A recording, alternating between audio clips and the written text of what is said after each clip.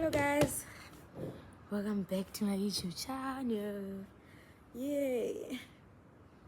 I'm really happy to be here and I hope you all are. As you can see, the setting is different. I don't know, like I got separated from most of the upper sixes for reasons I can't share obviously, but they're not bad reasons. So like I now live like in Fundai with some other upper sixes, but it's more like more lonely because I left most of my friends right there. For example, Janat's she now has to come from her hostel to my hostel, so like you get bored sometimes, so like I've been twisting around the place, like like right now I'm sitting outside at a really cute cool place. I'm actually about to do my Bible item because it's a Sunday, my Bible study, and then I do some maths while I wait for my parents to come visit me. It's actually a good day today and I love this whole vibe, like, and I think the lighting is not bad at all. I love it also and I feel like I look cute, so I'm okay. So today we are doing a Q&A. Like I just fetched random questions. I didn't ask on my IG like what other normal content creators do, because like my IG don't even have like those much followers. But if you are watching my videos, please subscribe to my IG. I would love to be taking these questions from IG. So I've been I had an interaction with my AI a lot, like Copilot. And apparently it's weird, but it keeps like what do I say, like track of things I say or things I ask. So like it's more like now when I prompted it to give me questions for a YouTube Q&A so that my viewers can get to know me well, it actually gave me like valid questions which reflect me as a person. It's kind of cringy, like to be known by a computer simulation like that. Like it's kind of cringy. I don't think I appreciate it, but okay, like I feel like we can deal with that, right? So I have questions under two categories: fun and personal facts, and then sports and passion, and then creative and random. So I'm going to be answering these questions. So the first one is, what random fact about you that people wouldn't expect? I don't think there's any, honestly. Oh, maybe the fact that, but everyone probably know I have like the weirdest music taste. My music taste like is so weird. Like I listen to, I don't know, like I'm duo mostly in the past when it comes to it. I'm so vintage, like personal. Like I love things old. Like I love vintage stuff. Even like when I prefer the old versus the new. Like I might love new, but then like I can't love it the way I love the old. I jam to an Elvis Presley, the Beatles from time to my time, Michael Jackson, the classics, Bill Withers, Aretha Franklin. Yeah, those are my type of vibes. Amy Winehouse. Like I prefer old stuff. Like I'm just vintage like that, like, yeah. And then like even with movies, I prefer old movies versus new movies. Like I feel like it might not be weird me saying it right now, but then like when you get to know, like to get personal with my taste, you'll be like, this is weird. And also like my taste in things are kind of colloquial. I mean, there's a girl who keeps calling me weird because I'm obsessed with Formula One and football, like that. I don't know. I feel like there are a lot of girls out there who obsessed over the sports like me. But then I don't think it's weird. But then some people find it weird. I just said to answer the question. Okay, and then if you had to describe yourself using only 3 words, what would they be? Fun, cute. What? Fun, cute, and determined. I feel like they are perfect, those ones. I'm fun, I'm cute, and I'm really determined in terms of my life goals and all that. What is the child memory that always makes you smile? What is my child memory that always makes me smile? Do I have any? I don't think I have any. I'm 19, but what would it be?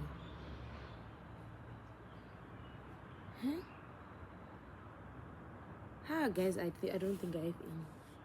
It's it's not nice to not have an answer to this question, but then like I think it's not a problem of not having any, but it's a problem of not thinking on the spot with questions like this. I have to think a lot, so I will not waste time.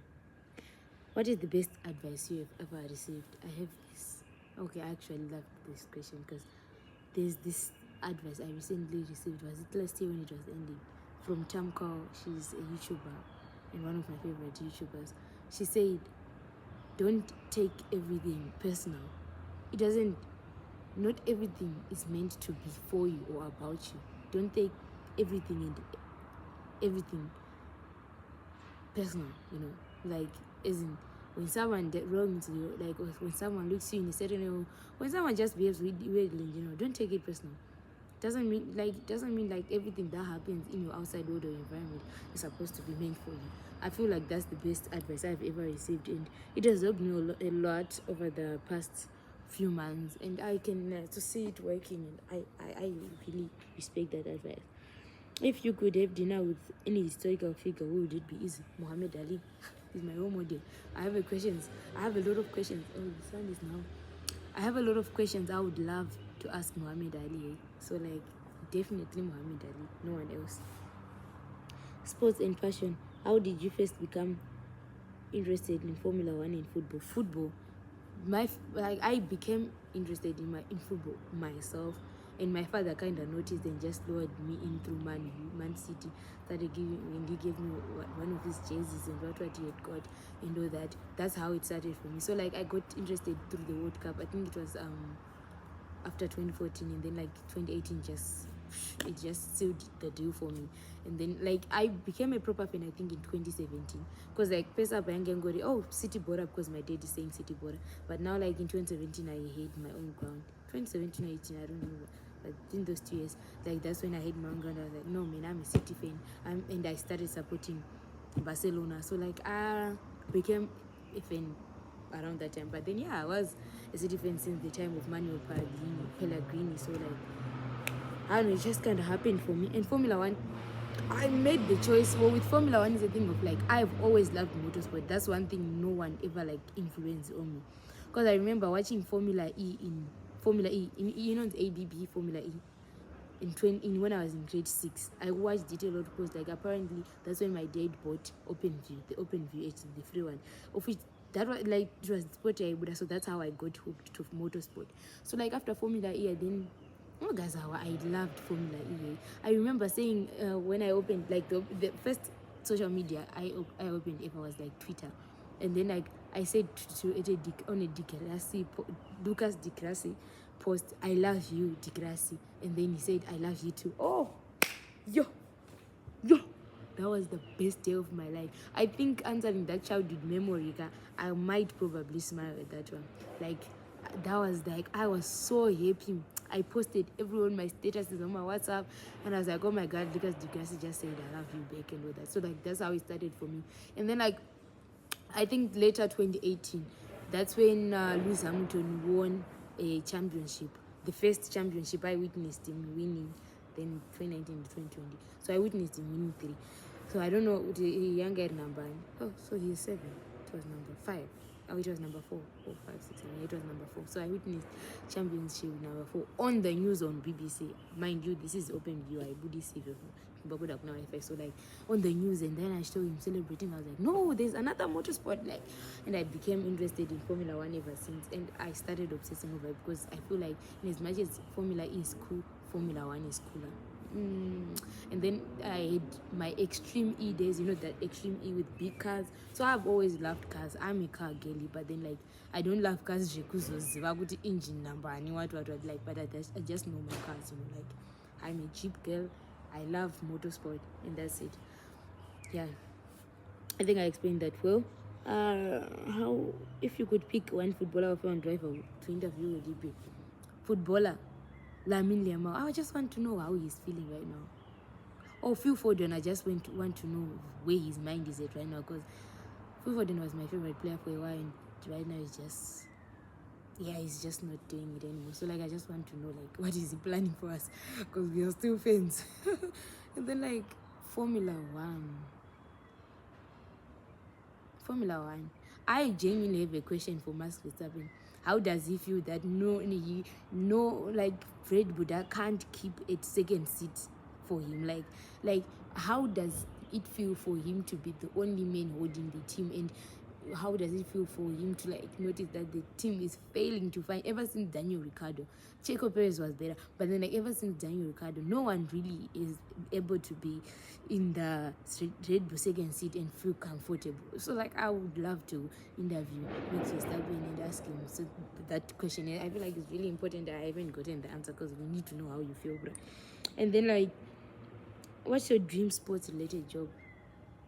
Yeah, I don't wanna lie, I'm kinda like drifting towards sport. Like I feel like all my signs were pointing towards sports. I don't see myself not what did I say? I don't see myself working in a non-sporty field. So I'm not too sure. Probably biomechanics or sports science. I'm going for that, I guess. But I'm not too sure. Like you have to confirm. Like it's not confirmed, but then I see myself there. What's your dream? Okay, if you could create your own Formula One team, what would it be called? That's a good question. What would it be called?